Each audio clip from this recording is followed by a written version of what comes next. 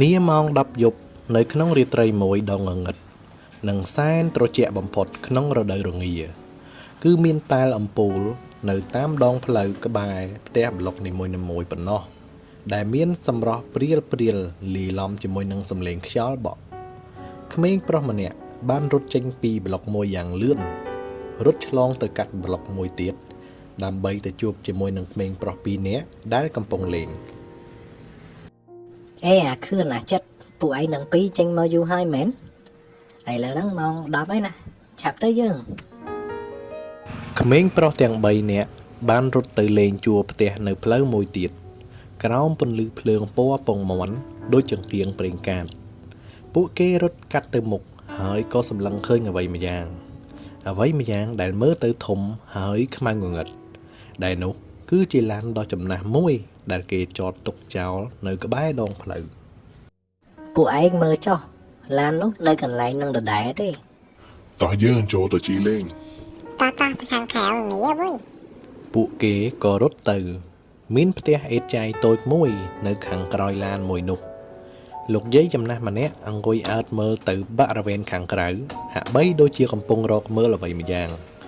គាត់បានទាញអាវរងាដ៏កញ្ចាស់និងកាបូបយួរដៃរហែកមួយចេញមកក្រៅខណៈពេលដែលក្មេង3នាក់នោះកំពុងរត់តម្រង់មកឡានដូចគ្នាក្មេងទាំង3នោះក៏បានលោតចូលទៅតាមបង្អួចឡានលេងហើយធ្វើកាយវិការជាបើកលេងប្រណាំងគ្នាម្នាក់ម្ដងដែលមើលទៅពួកគេហាក់បីដូចជាកំពុងរីករាយនឹងកុមារភាពរបស់ពួកគេណាស់លោកយាយដើរបណ្ដើរធ្វើសំឡេងហៅអ្វីម្យ៉ាងបណ្ដើររីឯពួកគេទាំង3ក៏ងឿងឆ្ងល់ហើយបានងាកមើលទៅទាំងអស់គ្នាពីក្នុងឡានឆាលីក៏បានប្រទះឃើញអ្វីម្យ៉ាងនៅខាងក្រៅក្រោយឡានដែលនោះគឺជាលុយក្រដាស់$10ភ្នែករបស់ពួកគេទាំង3ក៏ងាកមើលលុយ$10នោះទាំងអស់គ្នាតើយើងគួរធ្វើយ៉ាងម៉េចជាមួយនឹងលុយហ្នឹងទៅ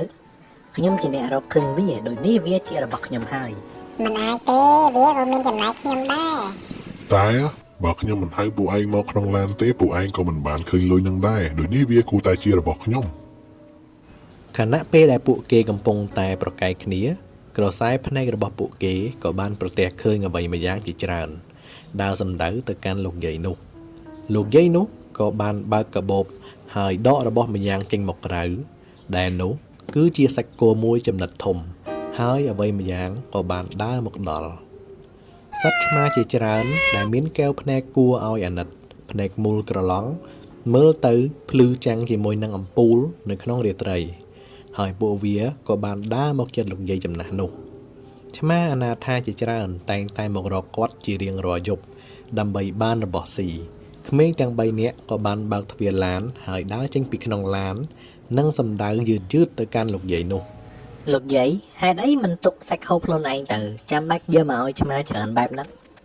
លោកយាយសម្លឹងមើលទៅក្មេងទាំង3ដោយមានទឹកមុខក្រៀមក្រំហើយបាននិយាយទៅកាន់ពួកគេវិញ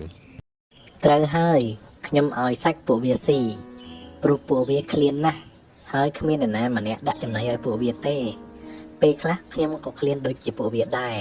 តែខ្ញុំគ្មានជំរើសឡើយហើយបណ្ដោយឲ្យពួកវាឃ្លាននៅមុខខ្ញុំបែបនេះទេអាចច្រមុះទាំង3នាក់ឯងយប់ហើយនៅចេញមកក្រៅលេងធ្វើអីឆាប់ទៅគេងទៅហើយកុំមកលេងនៅក្នុងឡានដែលគេទុកចោលបែបហ្នឹងប្រយ័ត្នមានបញ្ហាម្ចាស់គេដឹងទៅគឺនាំទុកដល់ខ្ញុំដែលជាអ្នករើសអេតចាយនៅទីនេះឆាប់ទៅវិញទៅពួកគេទាំង3បែរក្រោយដើរទៅផ្ទះវិញមួយហើយក៏ងាកមើលមុខគ្នាចុះឡើងខណៈពេលដែលសម្លេងឆ្មាជាច្រើនបានបន្លឺឡើងហាក់បីស្រែកឃ្លានចំណីអស់ជាច្រើនថ្ងៃមកហើយដែលស្ដាប់មើលទៅវាហាក់បីដូចជាអង្រួនចិត្តពួកគេគួរឲ្យអាណិតជាពន់ពេកពួកគេងាកសម្លឹងមកមើលលោកយាយនោះហើយនឹងសត្វឆ្មានឹងបានគិតថាលោកយាយនោះពិតជាកំសត់ណាស់រីឯឆ្មាក៏គួរឲ្យអាណិតដូចគ្នាពួកគេក៏ឈានជើងដើរទៅកាន់លោកយាយនោះវិញលោកយាយខ្ញុំមានលុយ$10រើសបាននៅតាមផ្លូវខ្ញុំចង់ឲ្យទៅលោកយាយមែនហើយលោកយាយទទួលលុយនេះទៅលោកយាយទទួលទៅទុកសម្រាប់ទិញចំណីឲ្យឆ្មាទាំងនេះនិងទុកសម្រាប់ខ្លួនឯងខ្លះផងលោកយាយនោះក៏ទទួលទាំងទឹកមុខរីករាយហើយបាននិយាយទៅកាន់ពួកគេវិញទាំងទឹកភ្នែករលីងរលោង មិនក៏ពួកឯងល្អយ៉ាងនេះព ពួកឯងជាក្មេងល្អណាស់លុយប៉ុណ្នេះអាចទុកសម្រាប់ខ្លួនខ្ញុំនិងចំណីរបស់ឆ្មាបានច្រើនគួរសមដែរហើយ ក្មេងប្រុសទាំង3ក៏លាលោកយាយហើយប្រញាប់រត់ទៅផ្ទះវិញទាំងសប្បាយចិត្តចំណែកឯលោកយាយនោះក៏បានលើកដៃជាសញ្ញាថាលាហើយទៅកាន់ពួកគេដូចគ្នាពួកគេរត់ដំណើរគ្នាហើយមើលទៅសប្បាយចិត្តជាខ្លាំងពួកគេងាកមើលមុខគ្នាខណៈពេលដែលកំពុងរត់ចិត្តដល់ផ្លូវបំបែកទៅផ្ទះរៀងៗខ្លួនពួកគេមិនអាចឈប់គិតបានទេ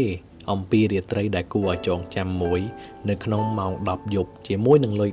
$10ដែលរកឃើញនៅក្នុងឡានចំណាស់មួយជូនទៅកាន់លោកយាយម្នាក់ហើយនឹងសំឡេងវងឆ្មាជាច្រើនដ៏គួរឲ្យអាណិតវាហាក់បីដូចជារាត្រីមួយដែលមានខ្យល់ត្រជាក់ងងឹតហើយមានពន្លឺព្រាលៗនៃអំពូលភ្លើងពណ៌ពងមាន់នៅតាមដងផ្លូវគួរផ្សំនឹងសំឡេងសត្វឆ្មាដែលបានបន្លឺឡើងខណៈពេលដែលពួកគេរត់ឡើងទៅផ្ទះរៀងៗខ្លួន